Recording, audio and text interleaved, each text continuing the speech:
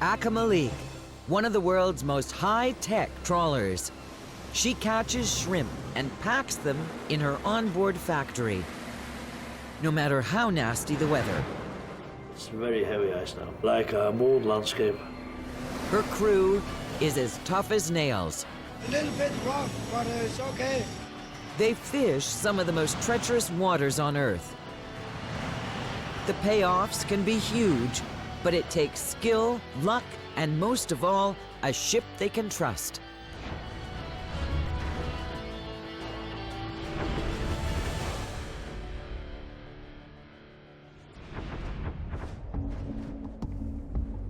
The port of Sissamute, on the southwest coast of Greenland, home to one of the world's most impressive fishing trawlers.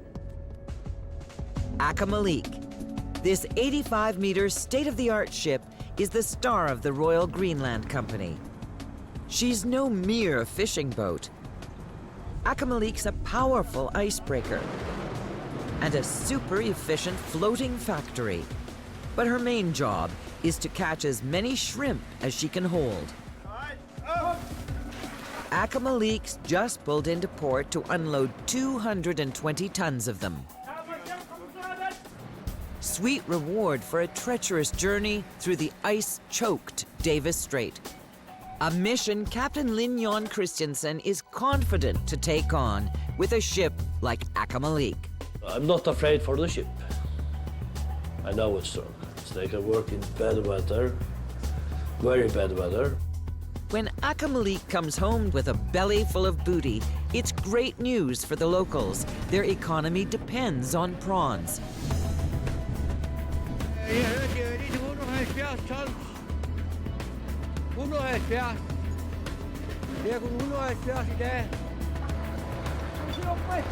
Before she heads back out to sea, Akamalik needs fuel and a fresh load of salt for her processing plant.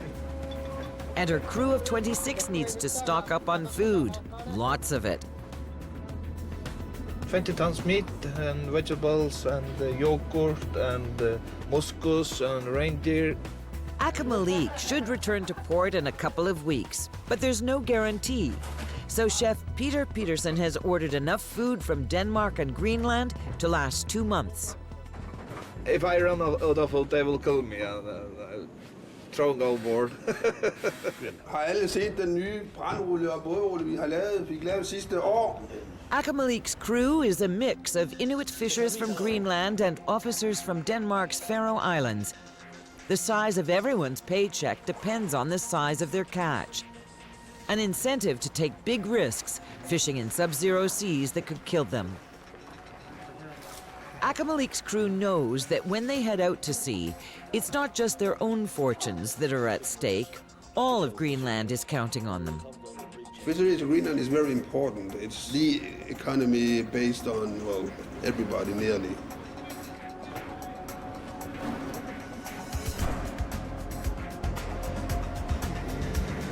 Almost all of Greenland's exports are fish. More than half those fish are prawns. Akamalik's owner, the Royal Greenland Company, does most of the catching and selling, and is the island's biggest employer.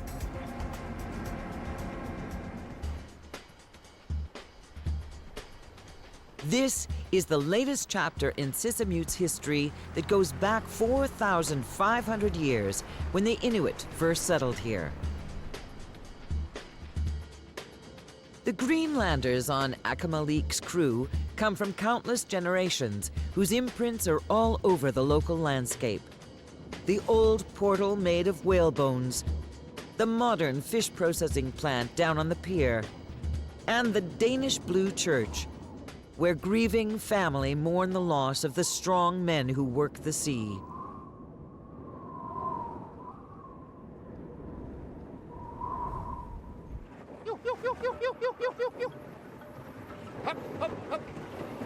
In a place where there are no roads and isolation is a fact of life, it's the tough and the brave who survive. Even if it's rough weather, bad weather, the conditions, they don't really care. Nej, vent lidt. Akamalik is all stocked up, ready for her next mission. Her crew expects a nasty journey. In the dead of the Arctic winter, temperatures of minus 30 degrees Celsius are a daily reality, along with icebergs, sudden storms, and blinding fog.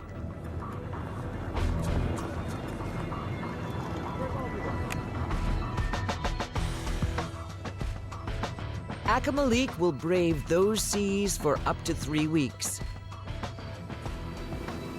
It will take the better part of a day to reach the shrimping grounds, and everyone has a job to do along the way.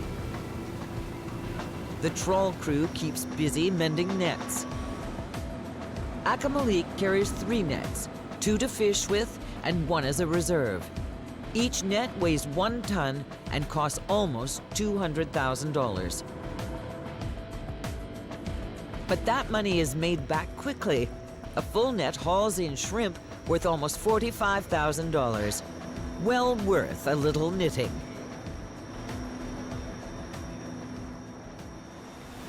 Down in the engine room, Chief Engineer Finnur Johansson keeps a close watch on Akamalik's gauges as she approaches open water. You have to keep an eye on all the pressures and temperatures. Then you see if there are any changes are. Akamalik's 6,660 horsepower engine can push her to 14 knots, and she has a range of 16,000 kilometers, far enough to head all the way south to the Bahamas.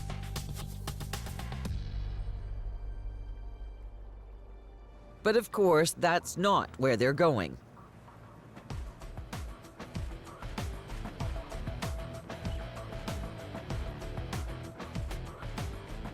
The traditional shrimping areas lie off Greenland's west and southwest coast, some hidden deep under the ice. And that's exactly where Captain Christensen is headed. He'll use modern technology like sonar and echo sounders to help him, but mostly he'll draw on 20 years of experience fishing these waters. The pressure's on to find the shrimp fast and fill the hold. If the captain is wrong, it will set Akamalik and her crew back before they've even begun.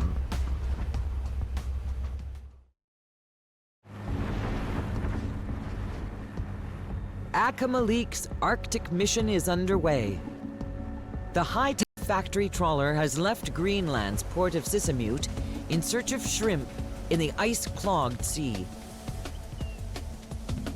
She is custom-built for a dangerous job.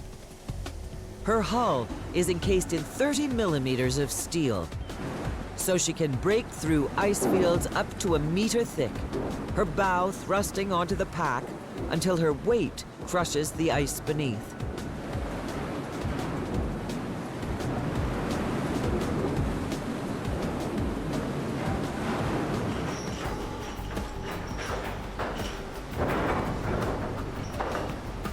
At the back of the ship, the crew examines the trawl doors.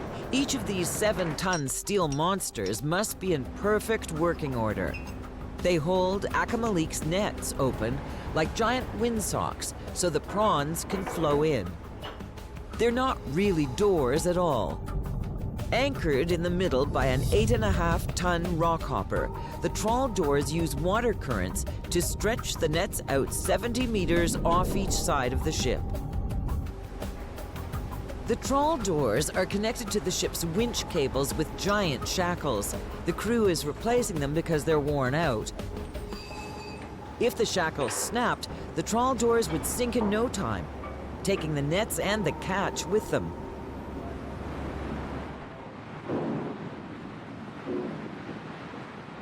It's only 3 in the afternoon, but it's already getting dark. Chief Mate Michael Dahl-Nielsen has relieved the captain at the helm. There's ice everywhere. Any lapse in concentration could result in disaster. Greatest thing right here is ice, icebergs and ice. And we are entering the period now with all the thick ice from the north is getting towards the coast. Most icebergs break off the east coast of Greenland's ancient ice sheet, but ocean currents carry them northwest, putting Akamalik directly in their path. Well, she is built to take a hit. The best way to take a hit from an iceberg should be in the front. It's not a test Michael is eager to take. Akamalik is tough, but like great ships before her, she's not invincible. Before the Titanic went down, ships didn't monitor icebergs. Nowadays, they show up on radar as smaller red dots.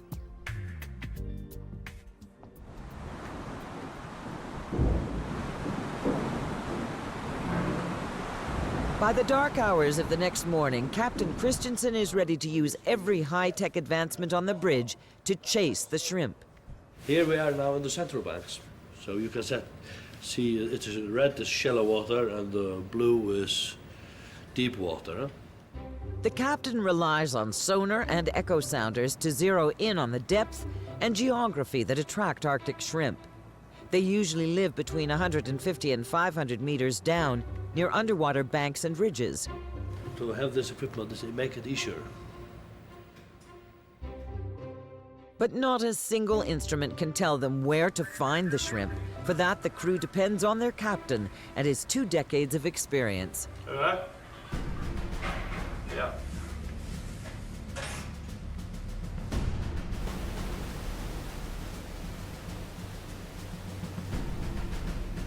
The rising sun brings a new challenge, ice fog, the result of minus 33-degree air meeting minus 2-degree water.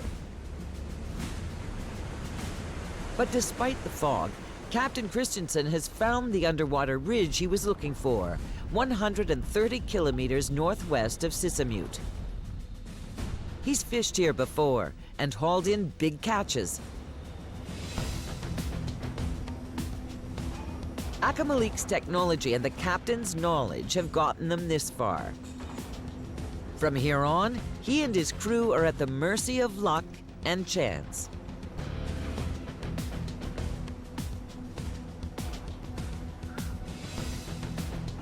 Luck?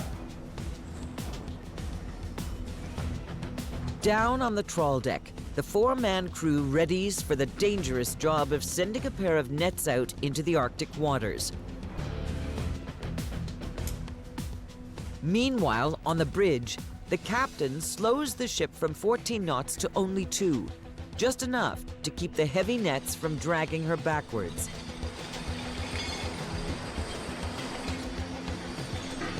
There are trawl eye sensors attached to the nets.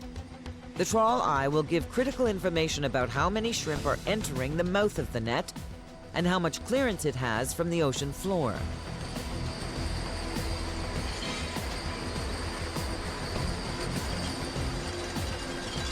Meanwhile, on the bridge, the captain controls the massive winches that move the cables.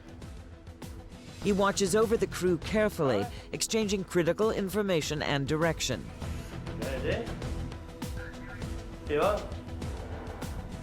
The communication is very important. We get a lot of ice fog, so sometimes I can't see the deck and the men, so I have to talk with them all the time.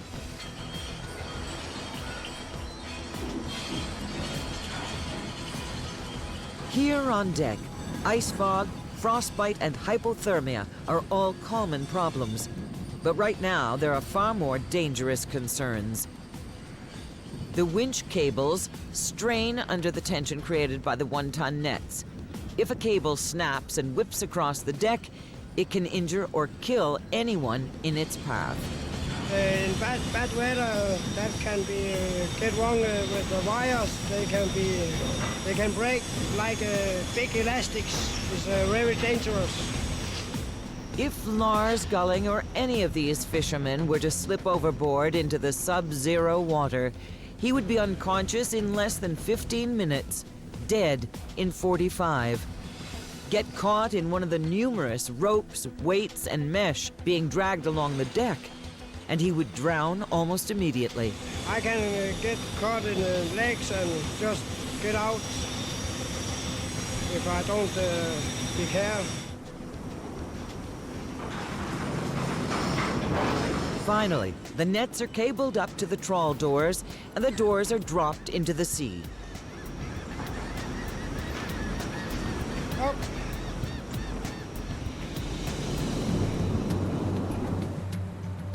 The nets sink down to a mere meter off the bottom, and Akamalik moves into her trawling speed of 5 knots.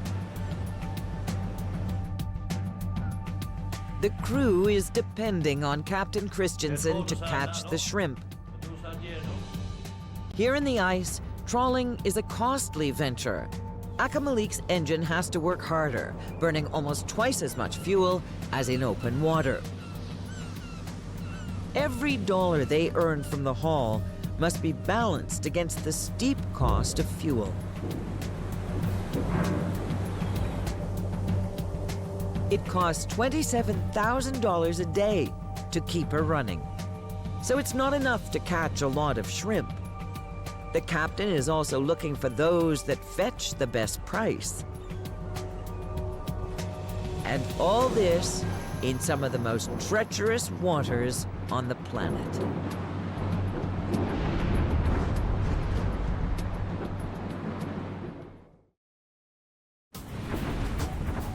It's day 2 of Akamalik's shrimping expedition. 130 kilometers off Greenland's west coast, the factory trawler has lowered her nets for the first time. They've been out for 6 hours now, and the crew waits eagerly for a sign that they're filling up. Down below, factory chief Samuel Jakob Samuelson is ready to fire up the onboard processing plant. Now we are in waiting position, huh? Time is going very slowly when it's snow brown. The more time that passes, the more anxious the crew. Everyone on board does get a base salary, but no shrimp means no bonus. Everybody is getting bonus of what we are catching, huh? With the shrimp slow in coming, the crew looks to Captain Christensen for answers. On board, his crew calls him Nalagak, the Greenlandic word for God, or the almighty, leader, and captain. There can be weather, ice problems, yeah, no script at all. So it's very important that the captain have a positive humor. Any explanation for why the nets are slow in filling up is pure speculation. But the sensors on Akamalik's nets give the captain a clear picture of what's in them and where they sit in the fathoms below. The headline has echo sounders to help guide them along the ocean bottom. The belly and the cod end, where the shrimp are trapped, have tension sensors that stretch as the net fills up. A monitor on the bridge shows a red line growing as the net stretches.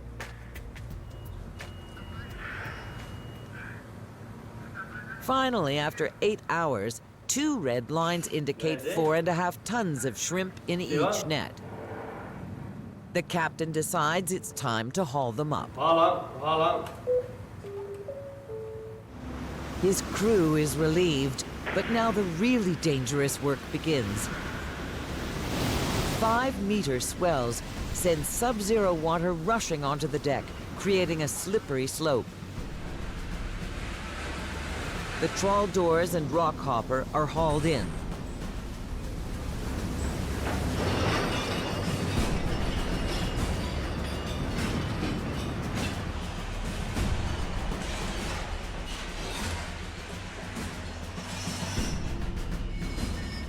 The crew wraps ropes around the nets and shackles them to the cables above. Then the captain engages the ship's powerful Gilson winches to haul them in, a little bit at a time.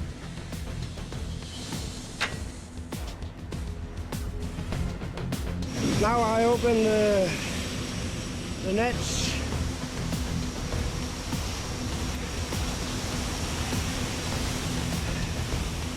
Nine tons of shrimp come pouring out of the nets. They're dumped into buffer tanks full of seawater to keep them fresh and unbruised. It's time to fire up the factory.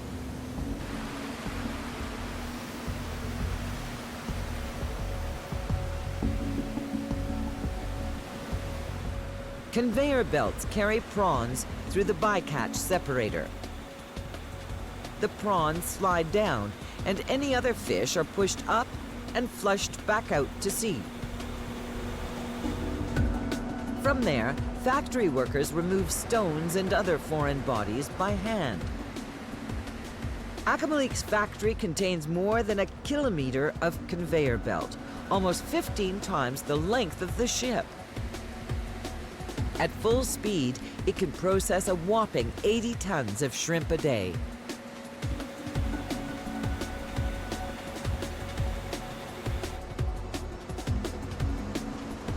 Factory Chief Samuelson sizes up the catch.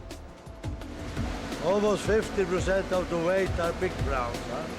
That means that we will get a high price. Those big prawns will fetch 2 or 3 times more than the smaller ones. The prawns are sorted by size. Smaller ones drop through the narrow slots at the top. The largest, like those bound for the Japanese market, slide down through the larger openings at the end of the sorter. Still raw, they go to weighing and packaging tables.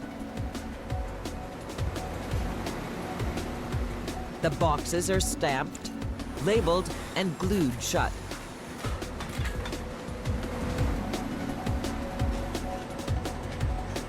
They then go to a press freezer, where they stay for 3 hours, until the shrimp's core temperature reaches -18 Celsius.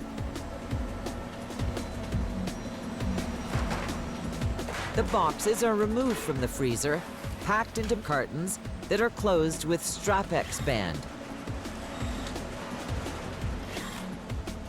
It's a super efficient process, and it all takes place in the belly of an icebreaker, at sea, north of the Arctic Circle, only minutes after the shrimp are hauled out of the water. We feel very good, huh? Because we have a large ship and we have a very good factory. After a slow start, things are looking up for Akamalik and her crew, but the expedition is far from over. They will stay at sea until her hold is filled with more than 400 tons of shrimp.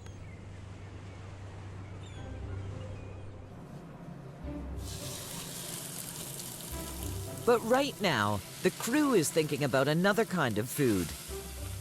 Akamalik is a 24/7 operation. Crew changes are scheduled around the 3 meals and the midnight snack prepared each day by Chef Peter Peterson. He knows what the crew is looking for, and it's not seafood. They want meat. I use about 20 kilo meat every day. I don't eat so much vegetable. Potatoes or meat and sauce. They want one chop sauce. The most important for me is taste good. If I can eat it, all can eat it. So that's my motto. Chef Peterson is the only one who sees every crew member every day. Whatever's on their minds, he's happy to listen. Maybe a girlfriend. Maybe, yeah. Love stories. We are like a little family. A family that pulls together when the going gets tough.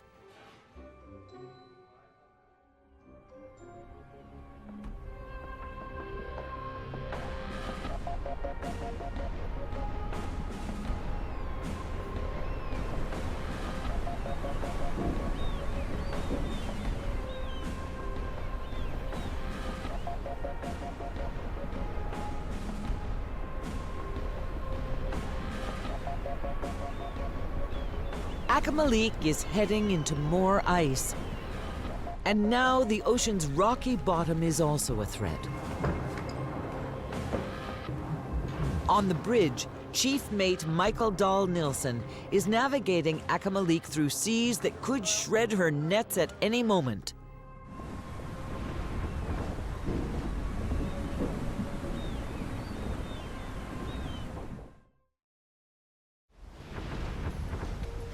40 kilometers off the west coast of Greenland, Akamalik's nets are out, but she's fishing in tough waters. Chief mate Michael Dahl Nielsen is worried about the nets tearing on the bottom. A very rocky area right now, yeah, very bad area. To keep the nets intact, he reads the contours of the ocean floor using a trawl eye sensor that sits on the top of the net. It sends an echo down, measuring variations in depth. And you can see here, the bottom is closing up to the net. In rocky waters, that echo shows up on the monitors as a jagged line. So now I have to be careful with the pressure, with the speed, with the wind. The key is to constantly adjust the depth of the net, riding the peaks and avoiding the valleys. Sometimes the trawl is just like flying from edge to edge on the bottom. Michael rides that line for the better part of 6 hours. Then he sees a bad sign. All his efforts may have been for nothing.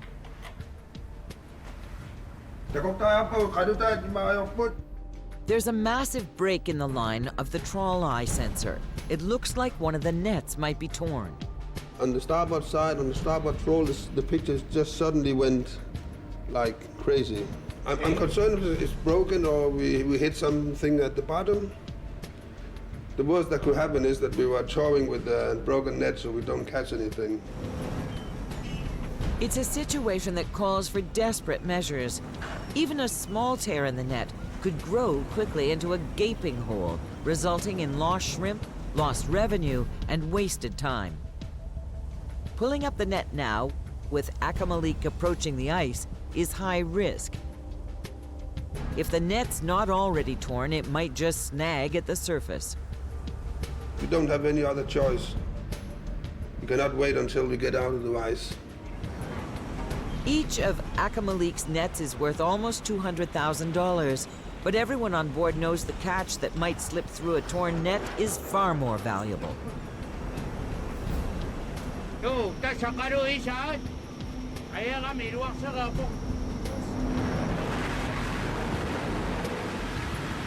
The trawl crew rushes to haul the net up, and everyone keeps a close eye out for potential snags. Trawl master Isaac Nielsen checks carefully for damage. What he discovers is not a tear at all. Instead, the weights and floats are all tangled up. They're preventing the net from opening adequately, so Akamalik's not catching anything.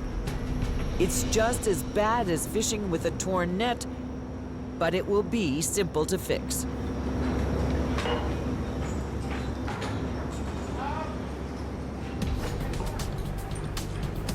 Below deck in the tool and die shop, Chief Engineer Finnur Johansson's work is never done.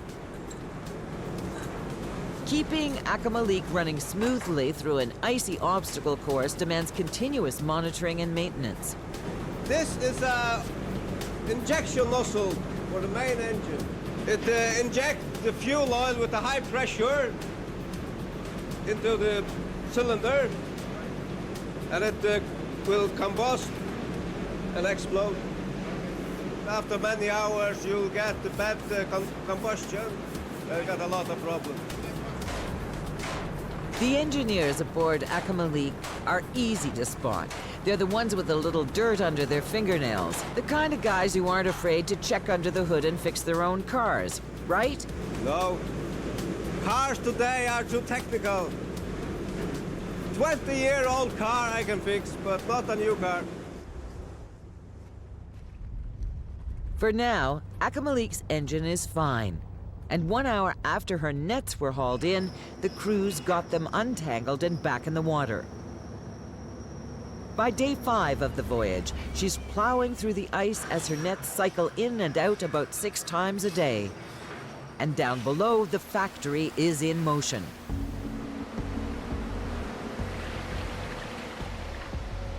The latest catch is of smaller shrimp, but they won't go to waste. They're called industrial quality. They'll end up in less pricey cuisine like frozen dinners and prepackaged shrimp salads. They take a 3-minute trip through one of the factory's 3 one-ton freezers. Then they're directed into large bags. When the ship arrives back in port, the bags will go to the processing plant for peeling, cooking, and freezing.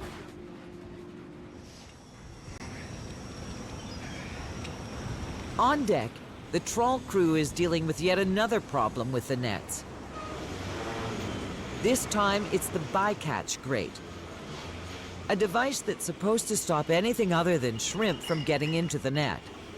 The grate sits 2/3 of the way through the net, between the belly and the back end. It has slots that prevent any fish wider than 22 millimeters from being caught. When a bigger fish butts up against the grate, an elastic cord allows it to give, opening a hole for the fish to escape. I'm going inside the wrist and fix the elastics. But fisherman Lars Gulling has discovered that the elastic cord has snapped, which means the grate, or the wrist as the crew calls it, either won't let anything into the net or will let just about everything in. And we have to make a new one because the tunnel in the wrist is very important. And we just set it on. Lars works quickly, weaving the elastic cord through the net and securing it to the grate. All things considered, it's a fast fix.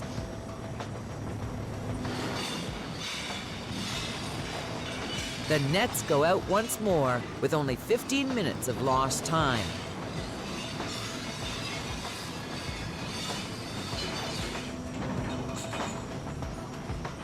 Once again, the crew's quick response has saved the day.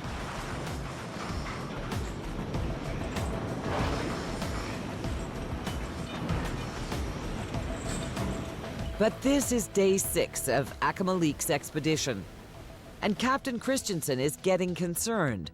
They're just not catching enough. In October, their peak time of year, the nets can fill up in as little as an hour, and the factory can process as much as 80 tons of shrimp a day. January is always slower, but the nets are taking 6 to 8 hours to fill up, and the factory is barely at half of its capacity. And the catch is poor everywhere, huh? To make matters worse, the wind has changed direction.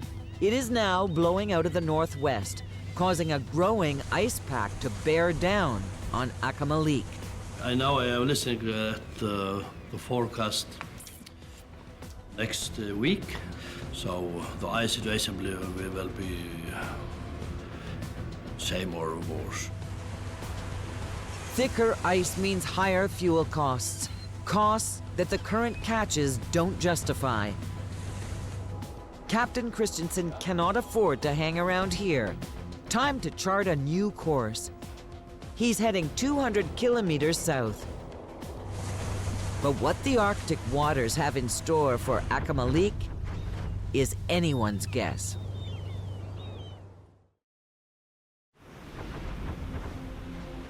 It's taken 20 hours for the trawler Akamalik to escape encroaching ice packs off the west coast of Greenland. Now she's in the clear, just off the southwestern tip of the island, and her nets are out again. Sub-zero waves, some as high as 10 meters, crash onto the trawl deck. The Arctic winds howl. Even so, the captain's decision to head south was the right one.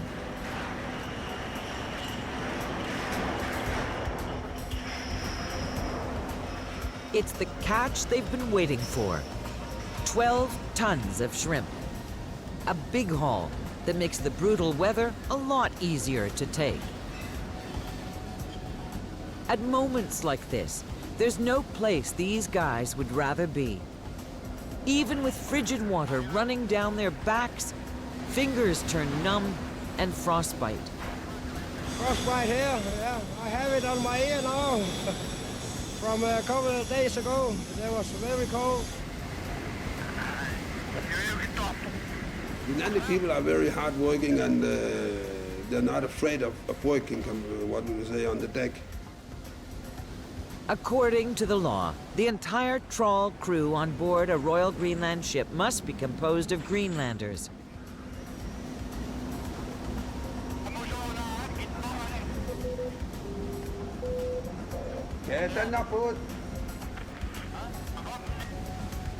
And no one makes it to the bridge without paying their dues on the trawl deck.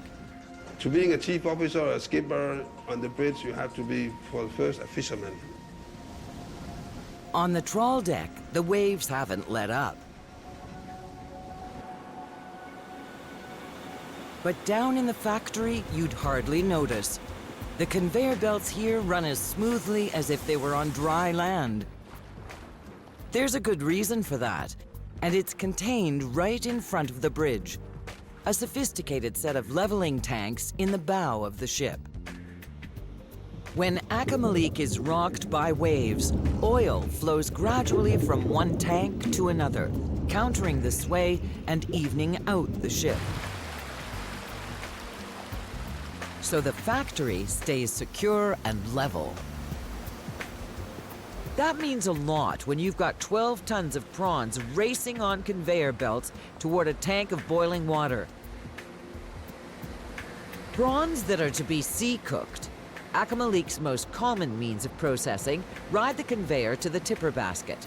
When it's full, it automatically tips the live prawns into the boiler, where they're cooked for 5 minutes before cooling, freezing, and packaging. From nets to boxes, all in less than 20 minutes. Yeah, I think we are the fastest, I think.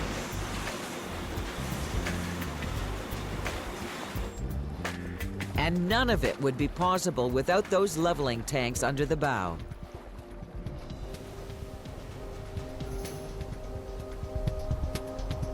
It's been 3 days now since Captain Christensen decided to head south. 9 days since the expedition began. The catches are improving. Akamalik's hold is now 1/3 full.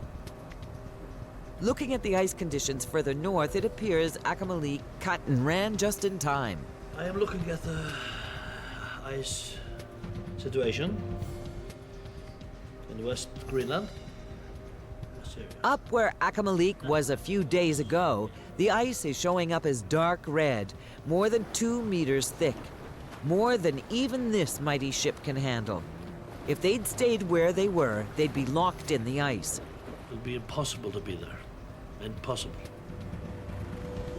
But even with Akamalik out of the ice, things can still go wrong. One of the biggest risks is fire. It's something Captain Christensen experienced early in his career, before he joined Royal Greenland. We was fishing in Canada in '79, and we get the fire on board, and the ship was totally burned. The captain spent 3 hours in the water until he and his mates were rescued by another trawler. The experience still haunts him to this day. I can smell smoke, and I can hear fire. That's why he orders regular testing of Akamalik's immersion suits. So I know it's very important to learn the people how you shall done if you have to abandon the ship. Huh? In seas this cold and dangerous, there's no guarantee that everyone abandoning ship will end up in a lifeboat. Those who do would still need one of these polyurethane-coated nylon suits to ward off hypothermia. In the water, the suits can prolong survival for up to 6 hours. And the fact is, the best hope for some crew members just might be to leap off the side of the ship. So that's what they practice. For the crew, it's a fun diversion, a chance to blow out the cobwebs of the ship's routine. But their captain knows just how critical these suits and this drill really are.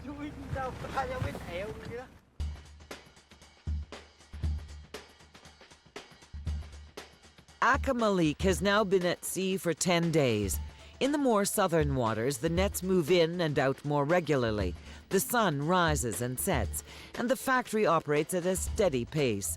The haul grows to more than 200 tons. The ship's hold is now half full. But suddenly there's trouble in the engine room. One of Akamalik's cylinders isn't firing properly. The captain is forced to cut the engines.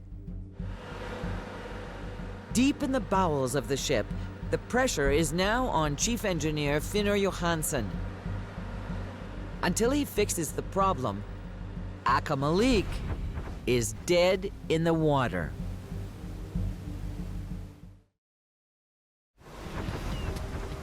Off Greenland's southwest coast, the factory trawler Akamalik is adrift.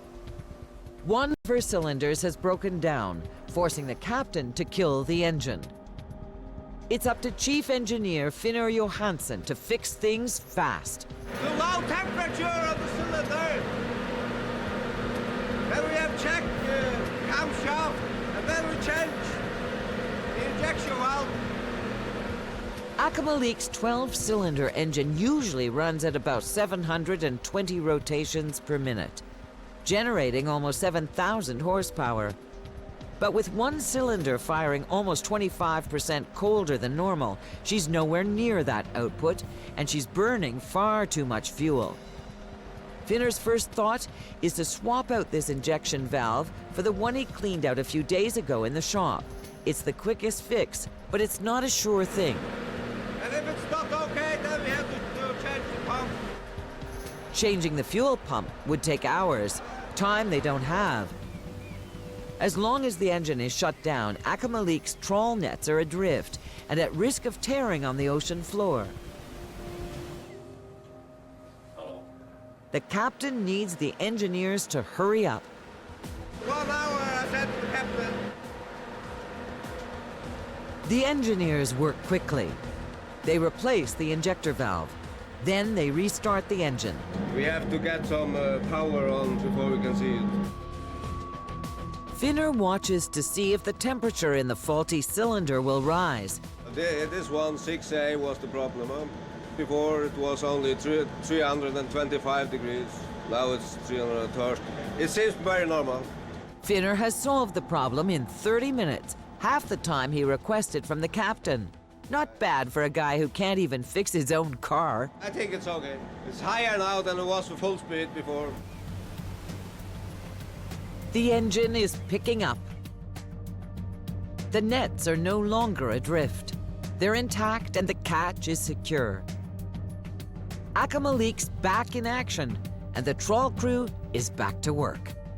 The nets go out and come in again and again. It's a long, cold, wet, and difficult job. Every time they do it, this crew puts their lives on the line.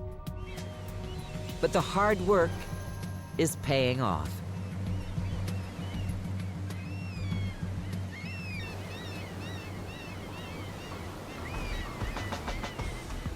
Another week goes by, and the hauls improve. They're big enough now to run the production line at full speed. Finally, after 3 weeks at sea, Akamalik's hold is filled with 440 tons of prawns. Mission accomplished. After a rough start, the expedition is a success. The Arctic Sea has become their friend once more.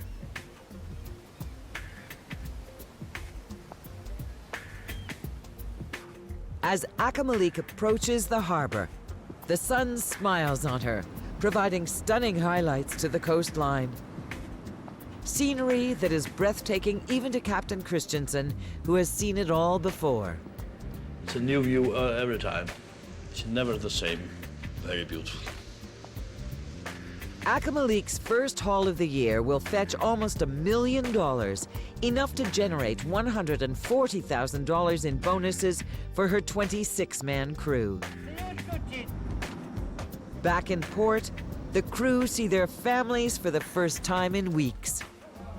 Stevedores from the port unload the prize, pallets of frozen shrimp. The pallets will go straight on to waiting cargo ships that will take them to markets throughout Europe and Asia. The ship's crew has more than earned its keep.